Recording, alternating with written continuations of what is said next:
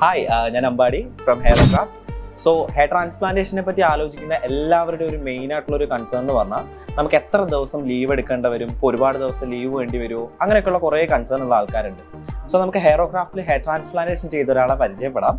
Okay, so നമ്മൾ പറഞ്ഞിട്ടുള്ള ആളുടെ അടുത്ത് വന്നിട്ടുണ്ട്. സോ ഇതാണ് ഷിനൂബ്. ഹായ് ഷിനൂബ്,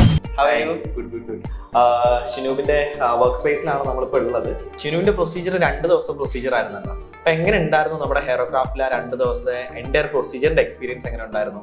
അപ്പൊ ഫസ്റ്റ് ഡേ എനിക്ക് പ്രൊസീജിയറിന് മുമ്പ് തന്നെ ഭയങ്കര ഒരു ടെൻഷൻ ആയിരുന്നു. അതായത് എത്രത്തോളം പെയിൻ ഉണ്ടാവും എന്നുള്ളത്. ഡോക്ടറുമായിട്ടുള്ള ഒരു ഇന്ററാക്ഷനിലാണ് ശരിക്കും ഞാൻ ഭയങ്കര ഒരു കംഫർട്ട് സോണിൽ എത്തിയത്. അനസ്തേഷ്യ തരുമ്പോൾ ഒരു ചെറിയൊരു പെയിൻ അല്ലാതെ ബാക്കി വേറെ ഒരു പ്രൊസീജിയർ കംഫർട്ട് ആയിരുന്നു. എത്ര ദിവസം കഴിഞ്ഞിട്ട് വർക്കിന് വന്നായിരുന്നു? എത്ര ദിവസം റെസ്റ്റ് എടുത്തായിരുന്നു? 2 ദിവസം പ്രൊസീജിയർ കഴിഞ്ഞിട്ട് ഞാനിപ്പോ ഏകദേശം ഒരു 2 days ആണ് പ്രോപ്പർ ആയിട്ട് ഒരു റെസ്റ്റ് ഞാൻ